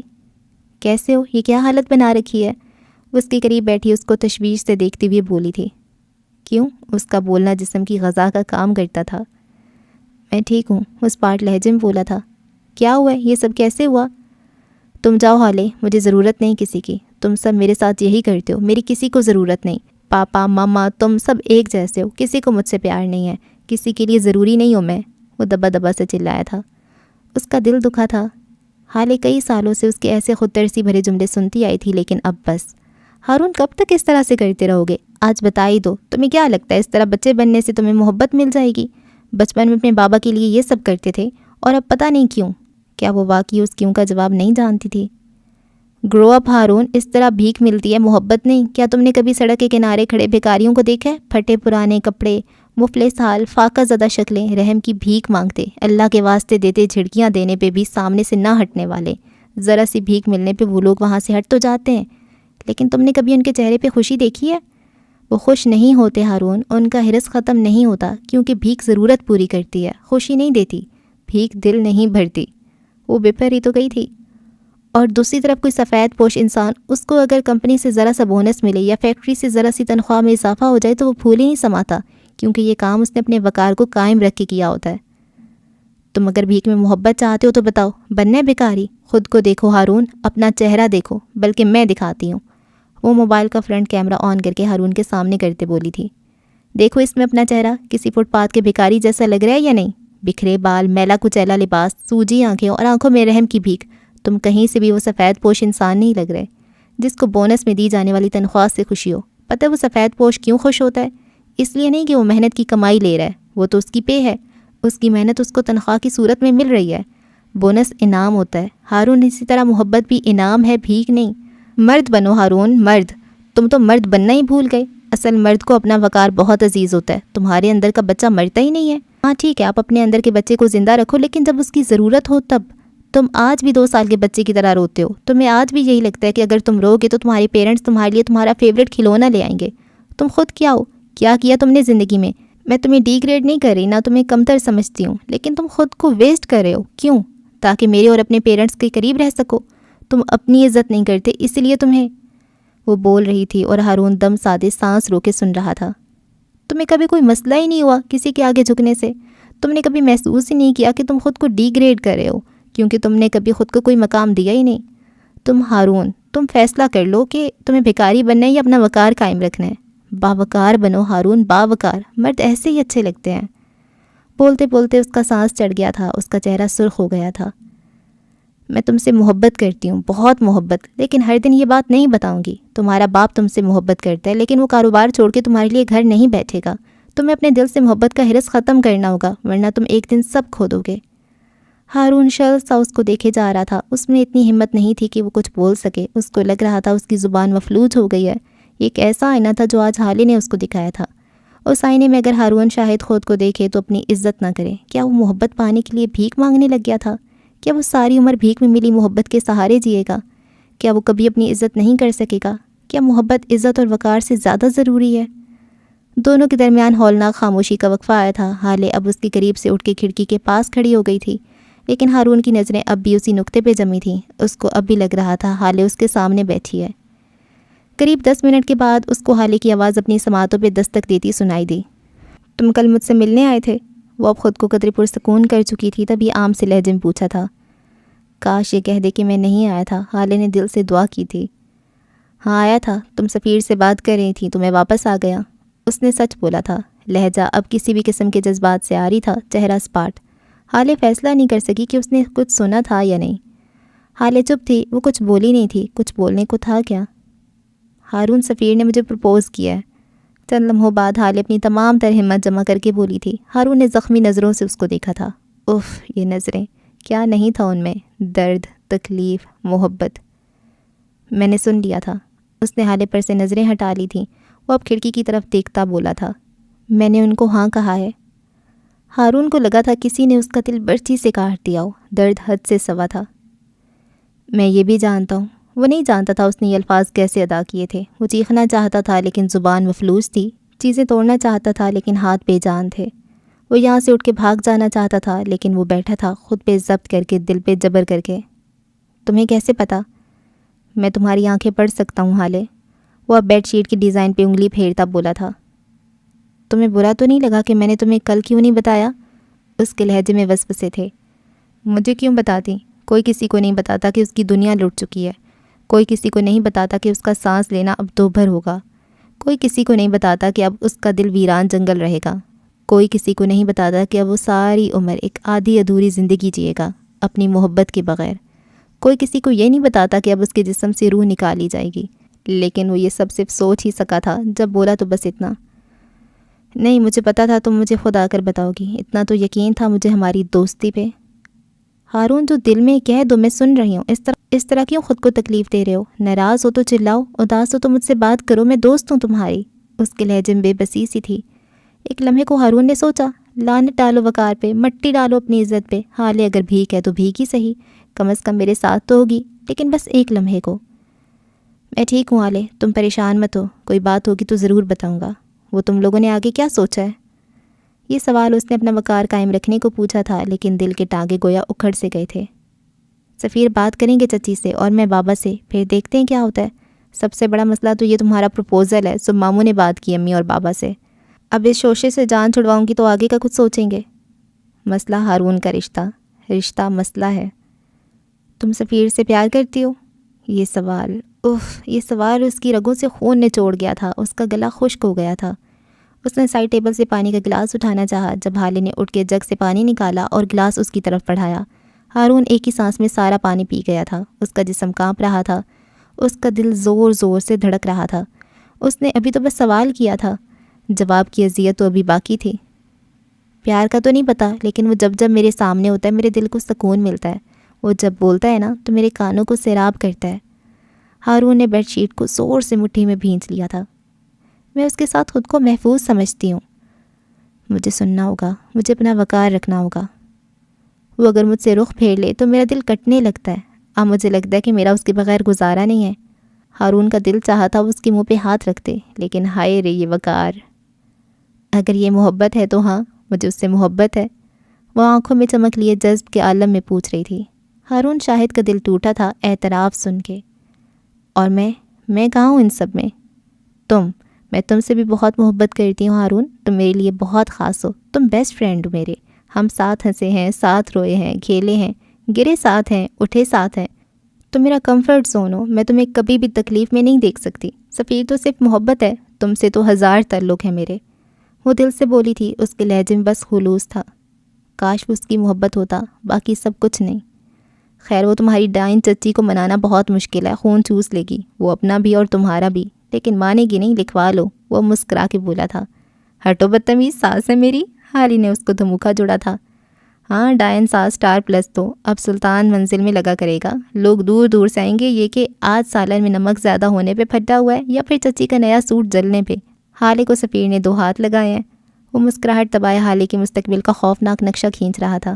اللہ ہارون، تمہارے منہ میں خاک، بلکہ پورے تھر کے صحرا کی ریت ہو۔ کالی زبان والے، منہ بند رکھو اپنا۔ وہ بس غصے کی تیز ہیں، باقی وہ بہت سویٹ ہیں۔ اور سفیر مجھ پہ ہاتھ اٹھانا تو دور، اونچی آواز میں بات بھی نہیں کر سکتے۔ اس کے لہجے میں مان تھا۔ سفیر کا نام اس کے منہ سے سن کے ہارون کا دل کرچی کرچی ہو رہا تھا۔ چلو دیکھیں گے حالے بیگم۔ خیر تم آرام کرو، میں گھر جا رہی ہوں، لیٹ ہوں کافی۔ وہ جانے کو اٹھ کھڑی ہوئی تھی۔ تھوڑی دیر رک جاؤ۔ اس کی گرے آنکھوں میں ایک آس سی تھی۔ میں کل صبح آؤں گی سفیر کے ساتھ۔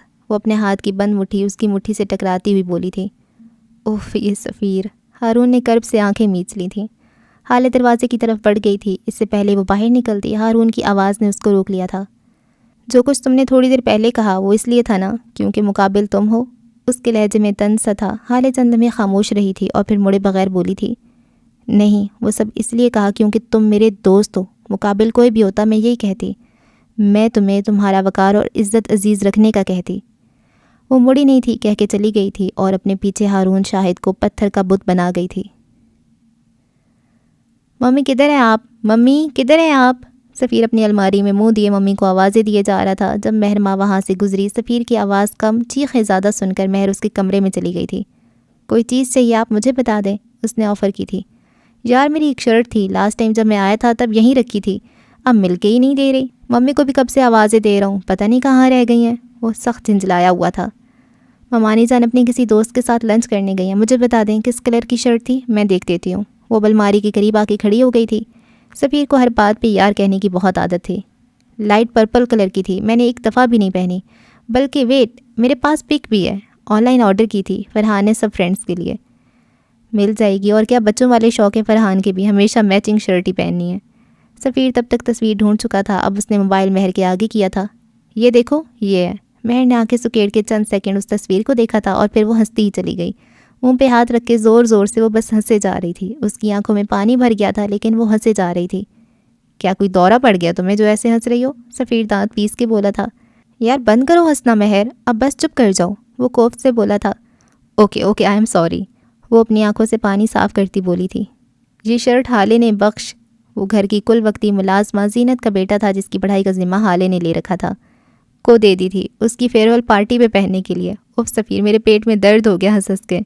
وہ پیٹ پہ ہاتھ رکھے صوفے پہ بیٹھ گئی تھی۔ کیا مطلب ہے بخش کو دے دی، لیکن کیوں؟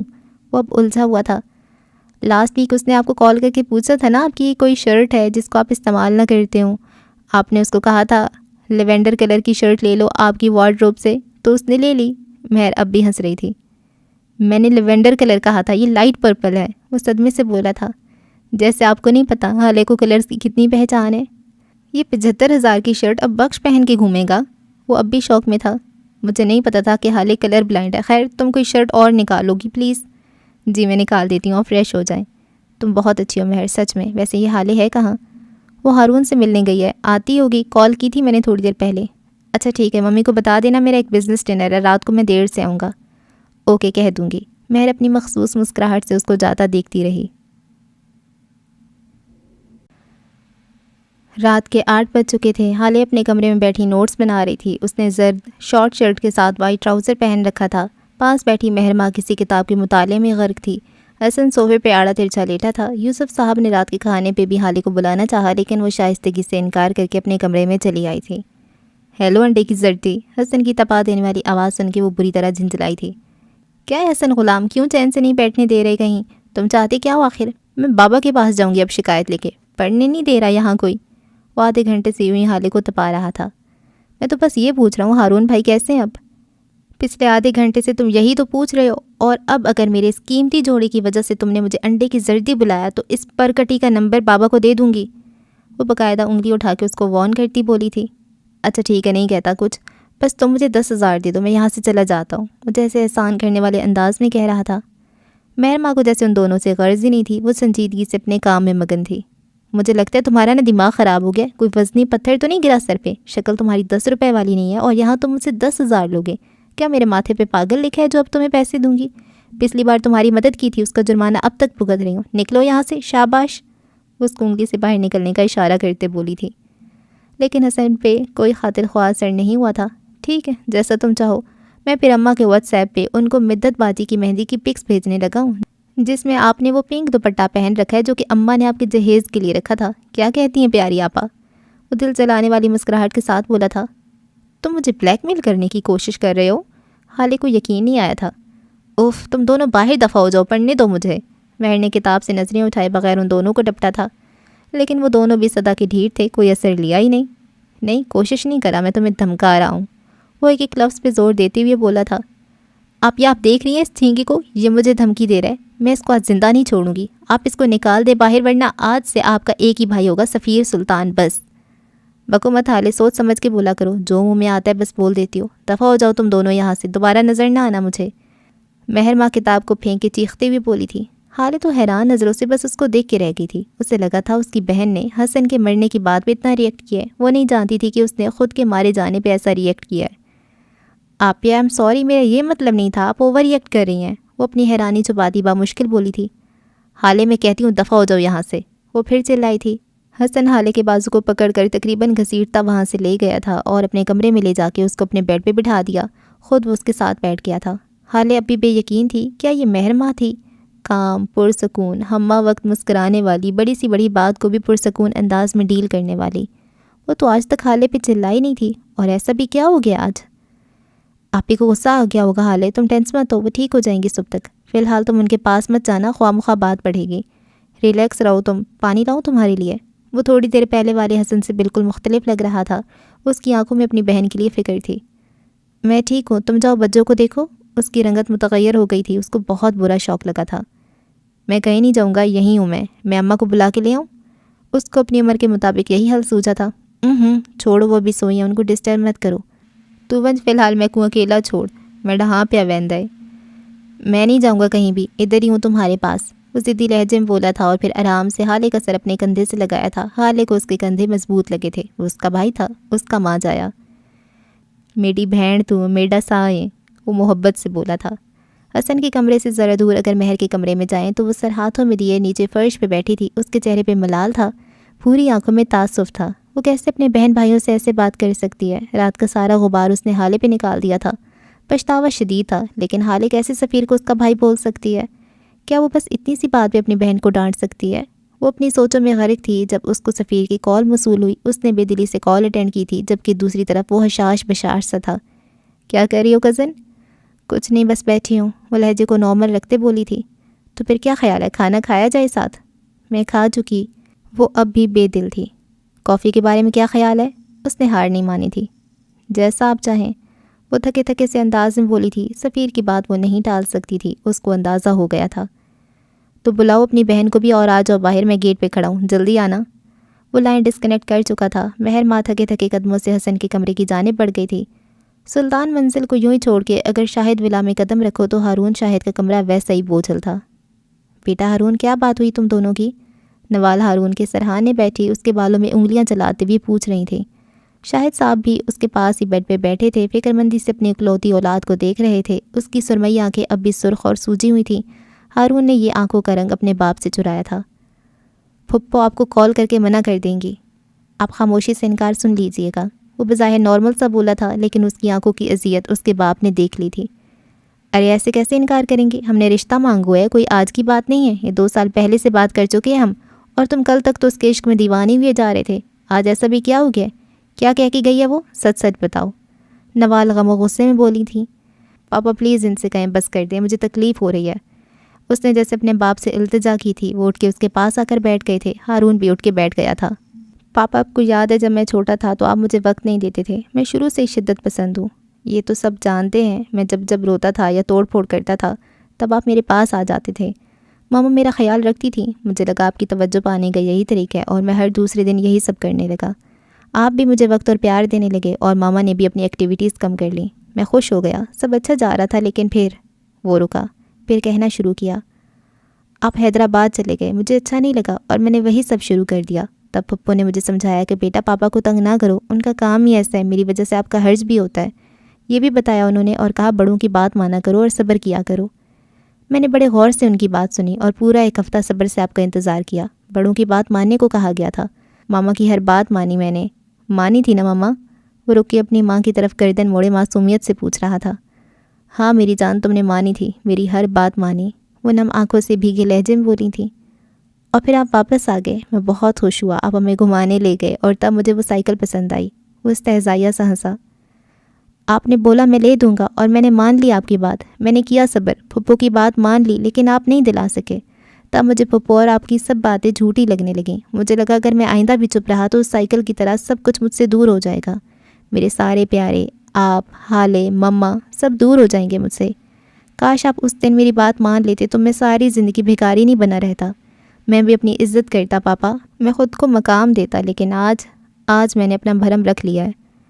ماما میں بھکاری نہیں بن سکا، میں نے وقار رکھ لیا، محبت کو جانے دیا۔ محبت ویسے بھی جا چکی تھی، میں قید نہیں کر سکتا تھا، کیسے کرتا قید؟ محبت تو جذبہ ہے، انسان تو نہیں، کوئی پرندہ تو نہیں، اس لیے جانے دیا۔ اس کا جانا میرے دل کو مار گیا ہے، لیکن میں بھیک نہیں مانگوں گا۔ ہارون شاہد بھکاری نہیں بنے گا ماما، ہارون شاہد اپنی عزت کرے گا، وقار کو محبت پہ فوقیت دے گا۔ وہ ضبط سے سرخ آنکھیں لیے کہہ رہا تھا۔ نوال اس کو نہیں دیکھ پا رہی تھی، اس لیے روتی ہوئی کمرے سے باہر چلی گئی تھیں۔ پاپا can I hug you, I am in pain. وہ جس طرح سے کہہ رہا تھا شاید حسین نے اس کو کھینچ کے اپنے سینے سے لگا لیا تھا۔ میرا بیٹا میں تمہارے ساتھ ہوں، تم نے اچھا کیا اس کو جانے دیا، اب تم اس سے نظریں ملا کے بات کر سکتے ہو، اب تم باوقار بن سکتے ہو، تم بھکاری نہیں ہو، تم باوقار ہو میرا بچہ۔ پاپا میرا دل دکھ رہا ہے، بہت تکلیف ہو رہی ہے، برداشت نہیں ہو رہا مجھ سے، میں کیا کروں؟ وہ رو رہا تھا بچوں کی طرح پھوٹ پھوٹ کے۔ میں اس کے آگے جھکوں گا نہیں، میں بھیک بھی نہیں لوں گا محبت کی، میں اپنا وقار بھی رکھوں گا، لیکن میرا دل یہ ٹوٹ گیا ہے، میں اس کا کیا کروں؟ میں جب اس کے منہ سے سفیر کا نام سنتا ہوں نا، مجھے ایسے لگتا ہے جیسے کسی نے کوڑا مارا ہو، بہت درد ہوتا ہے، بہت زیادہ۔ وہ کہیں سے بھی 24 سالہ لڑکا نہیں لگ رہا تھا، وہ 1-2 سال کے بچے کی طرح روتے ہوئے اپنے باپ کو جیسے شکایت کر رہا تھا۔ پاپا اللہ مجھے صبر دے گا نا؟ اس نے اپنے باپ سے الگ ہوتے ہوئے پوچھا تھا۔ بہت زیادہ صبر دے گا وہ تمہیں، تم سو جاؤ ہارون، تمہیں آرام کی ضرورت ہے، وہ اس کو لٹاتے ہوئے بولے تھے۔ ان کے بیٹے کے اعصاب کمزور تھے، بچپن سے وہ ذرا سی باتوں کو دل سے لگا لیتا تھا اور کئی دن یا تو اس بات سے اداس رہتا یا پھر غصہ کر کے یا چیزیں توڑ کے اپنی ناراضگی ظاہر کرتا۔ آج اپنے بیٹے کو اس حالت میں دیکھ کے ان کو لگا تھا کہ ہارون تو کبھی بڑا ہوا ہی نہیں، وہ تو اندر سے وہی ڈرا سہما سا بچہ ہے جیسا کہ اپنے جڑواں بھائی کی موت کے بعد تھا، بالکل ویسا۔ آج ان کو یہ 24 سالہ ہارون ایک بار پھر وہی 10 سالہ ہارون لگا تھا جس نے اپنی ایک غلطی کی وجہ سے اپنے بھائی کو کھو دیا تھا۔ وہ تب بھی اتنا ہی ڈرا اور سہما ہوا تھا جیسا کہ آج۔ کاش ہارون شاہد سے وہ غلطی نہ ہوئی ہوتی۔ حالے باہر آ جاؤ، سفیر انتظار کر رہے ہیں ہمارا۔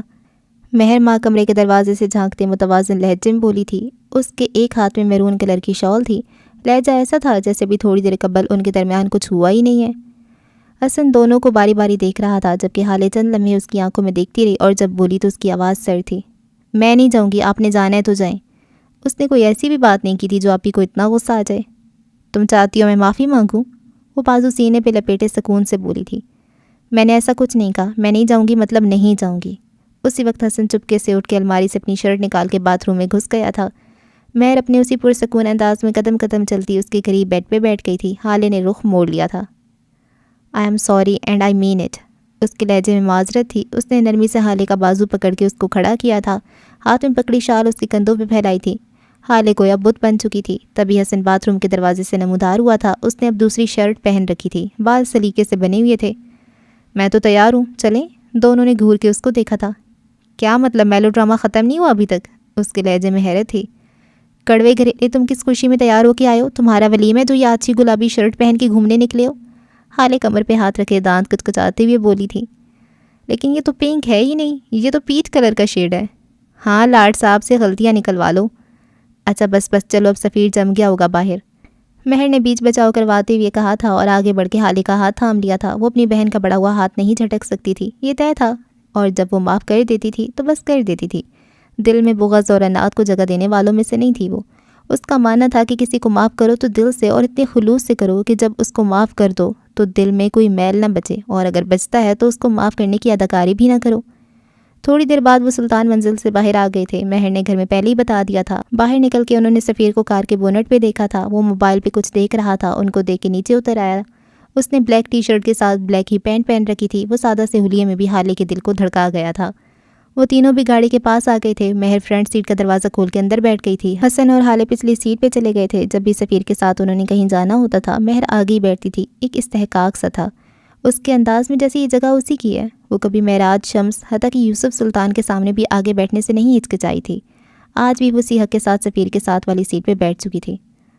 بہت بہت مہربانی آپ دونوں کی جو باہر نکلنے کی زحمت کی۔ بندہ ناچیز کو اپنی آمد کا شرف بخشنے کا شکریہ، وہ جلے کٹے انداز میں بولا تھا۔ میں تو کب کا تیار تھا بھائی، یہ ان دونوں نے ہی دیر لگائی ہے اپنے میک اپ کے چکر میں۔ لکھوا لیں آپ 2-2 کلو میک اپ تو ضرور تھو پاؤ گا۔ کیوں بھائی، کیا کہہ رہے یہ؟ سفیر نے مسکراہٹ ضبط کرتے ہی پوچھا تھا۔ بچے ہمارے لیے بنائے تو ہم نہیں لگانا ہے نا، تمہیں چاہیے تھا تو بتا دیتے، تمہارے بھی گالوں اور ہونٹوں پہ ٹینٹ لگاتی اور آنکھوں پہ لائنر، کیوں لگانا ہے؟ مہر نے بھگو کے ماری تھی۔ حالے کی لبوں پہ شیطانی مسکراہٹ آئی تھی۔ اس نے سر سیٹ کی پشت پہ ٹکا دیا تھا، جیسے کلیجے تک ٹھنڈ اترتی محسوس کی ہو، جبکہ حسن تو تل ملاتا رہ گیا تھا لیکن کچھ بول بھی نہیں سکتا تھا۔ حالے کی بات الگ تھی، لیکن وہ مہر کے ساتھ ادب کے دائرے میں ہی رہتا تھا۔